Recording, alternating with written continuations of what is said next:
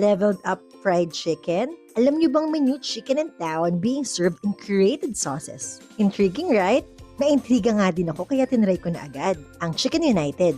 Their chicken is said to be intentionally prepared to be coated in sauces. And these are the enticing flavors I tried. Pesto parmesan, dinakdakan, habanero honey mustard, and espresso. Taste test? Sarap! Di ka talaga makakapili ng favorite mo kasi each flavor is actually incredibly delicious. Perfect to be enjoyed with rice kung gusto nyong ulamin or pwedeng papakpapakin. They also have sides like this coleslaw.